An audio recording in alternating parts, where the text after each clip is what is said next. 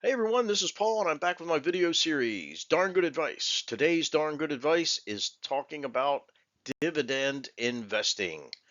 So when you become an investor, you're investing in one of two ways, and of course you can blend them together with a mixed portfolio of either growth-oriented or income-oriented investing. Growth-oriented fits the classic mantra of the stock market. Buy low, sell high.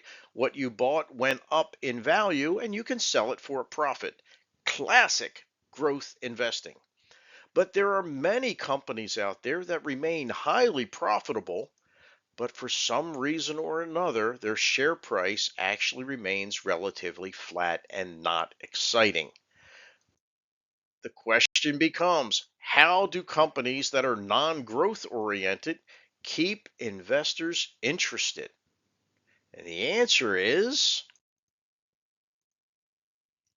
by sharing their large profits with the fellow owners in the form of a dividend. So when you buy a share of stock, you are part owner in that company and you will receive a dividend, a set dollar amount per share for each share of stock you own. So, how do you know if a company pays a dividend or not? When you look at the financial sheet, you'll see something called a dividend yield. This is a point in time reference of the amount that they pay per share versus what today's share price is. So this number always changes. Let's take a look and see how it's calculated so that you can do the translation on this ExxonMobil stock, for an example. So Exxon pays 99 cents per share each quarter. So 99 cents per quarter for each share you own. 4 times a year, they will give you 99 cents for every share that you have. 4 times 99 is $3.96. Divided by this immediate share price of $112 per share gives us a decimal. The decimal times 100 gives us a percentage. And you see that Paul math matches Google Finance math. This is how you come up with the dividend yield. And remember, the dividend yield is one of many variables to consider if you want to become a dividend investor. But your dividends are paid out on a set dollar amount per share. It is not paid out as an interest rate like it would be in a bank savings account. So let's take a look at the ways that you can manage your dividends when you are a dividend investor. Well, first of all, you can just take your dividends as income. You can just get a check. And in this example, every quarter, you would receive 99 cents for every share. And in this example, I'm saying you own 10 shares. So you're 3 months in, you will get $9.90. And 3 more times this year, you will get $9.90. Remember, 99 cents times 10 shares every quarter. At the end of the year, you would have received $39.60 in passive income. The other thing that you can do as a dividend investor is not take the dividend as cash, but dividend reinvestment plan, DRIP, back into the stock. So instead of taking your dividend as cash, you're buying more shares. So every time they pay a dividend, you're saying, no, thank you, Exxon. I don't want a check. Just buy me more stock. And over time, you buy more shares. And of course, the more shares you own, the more dividends you receive. So in this example, we made make believe that the share price never changes from $112 a share, just so that we can show you how it changes over time. Each time you get a quarterly dividend, you're buying some fractional amount of shares. It's adding to the total number of shares you own. And you see that that means each quarter your earnings are increasing. That means every year your earnings are increasing. So for the person who took the money as passive income, they receive $39.60, but the DRIP participant got $40.13 the first year, and it's up to $41.57 by the second year, and it just gets bigger year after year after year. So, what should you invest in? How do you pick a good, reliable company that pays dividends? Well, I just gave you a hint with some of those terms.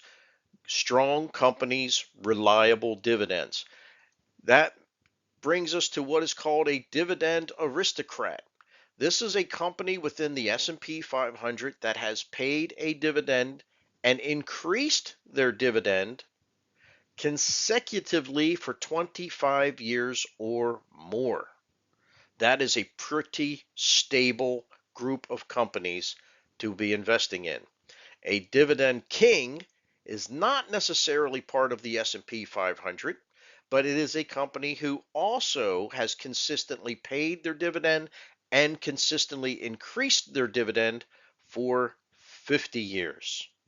So when you're looking for a place to put your retirement savings or money that you can't risk losing, remember there is no such thing as no risk in the stock market.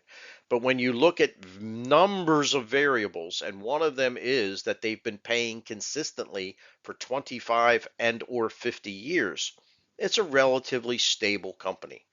And then there are the others. Can you find companies that are not aristocrats and not kings and possibly pay a higher dividend yield? Absolutely. But remember, one of the things that I've emphasized in this video is the number of variables that you have to consider when becoming a dividend investor. One of them is, how do they pay their dividend? Are they paying it consistently?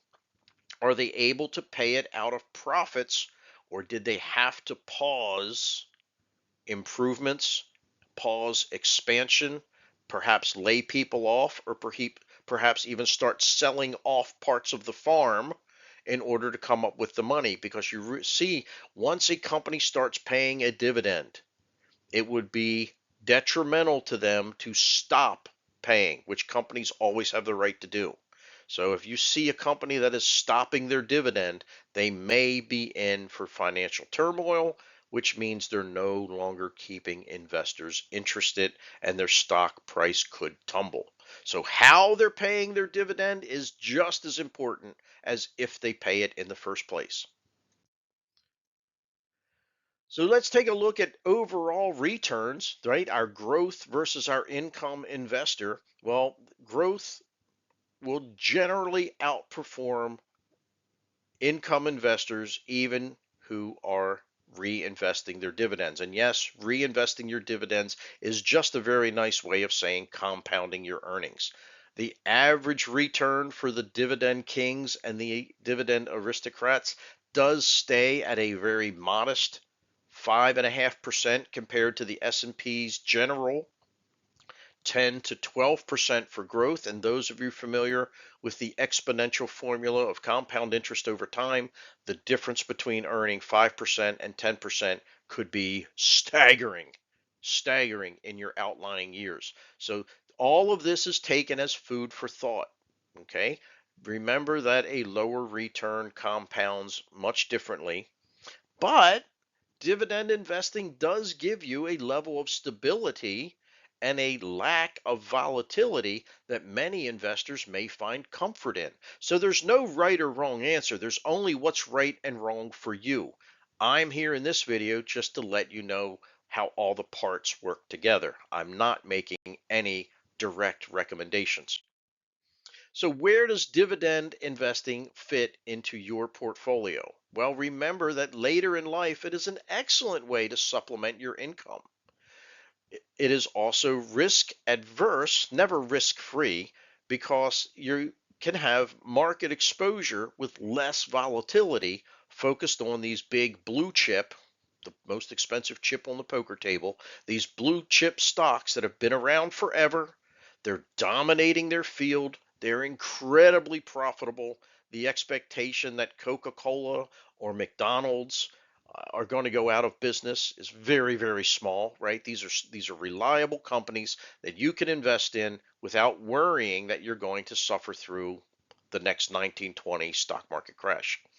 Remember that when you have reliable returns, they are generally lower than growth-oriented investments. So you can diversify a growth-oriented portfolio, use a growth-oriented portfolio to build a substantial amount of wealth, and then limit your market exposure by start diversifying into dividend king, dividend aristocrat, paying stocks to kind of add some stability. If I were to give advice, I would say that dividend investing, even with drip plans, are not for people under age 50 unless it fits your risk tolerance, because the difference between a high return and a lower return compounding over many years is significant. So understand what you're gaining juxtaposed to what you're giving up. Remember that dividend investing will almost never outperform growth oriented, but again, there are risk assessments that you can do to take the risk and the market exposure and the volatility into account for you. And remember that with dividend investing, there are no tax advantages, maybe unless it's in your Roth IRA account, and quite the opposite. It's probably hurting you from a tax perspective. So let's get into what I'm going to call the summary of things to keep in mind. So dividend investing, keep in mind. Dripping is a way of compounding your earnings with dividend paying investments. Dividend income does get taxed each year that dividends are paid out. This is what I said earlier about not having a tax advantage. Dividends are paid out and taxed as if they were income, whether you drip them or not. Of course, the exception would be if this happens in your retirement plan. That means older folks established in your well-paying careers, in your high-earning years of your career, you are paying taxes on your dividends at the highest tax rates you've probably ever paid in your career, and you're paying them every year that they're paid out, as opposed to a growth-oriented investment where there are no taxes until you sell. All of your compounding happens tax-free or tax-deferred. And when you sell, it does not get taxed as income. It gets taxed as a long-term capital gain. Based upon your income level, a long-term capital gains tax may be 0%, maybe 15%. For those of you making about $500,000 or more, your long-term capital gains rate goes up to 20%, which in most places is still significantly cheaper than your earned income tax rates. So growth-oriented investing does have a tax advantage. Please don't overlook that compared to dividend investing. Remember that when something is reliable, it will generally generate a lower return. Higher returns come with higher risk. If you're going to risk your money, it's got to be worthwhile, and those bigger gains are what makes it worthwhile. The average return of dividend investing, remember, nice, stable, reliable returns through the kings and aristocrats is about 5.5%. You can find more. Have to do your homework to make sure that those are stable companies. And remember that regardless of who you're buying their stock, dividends are not always guaranteed, which again makes the kings and the aristocrats very attractive. A company can lower or completely stop their dividends at any time. So please keep track of your investments if you become a dividend investor.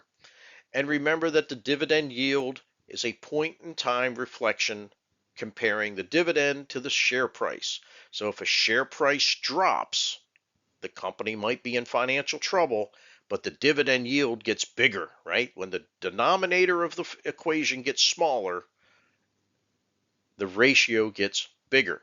So a high dividend yield does not always mean a better investment. You might be buying into a company that's in financial trouble.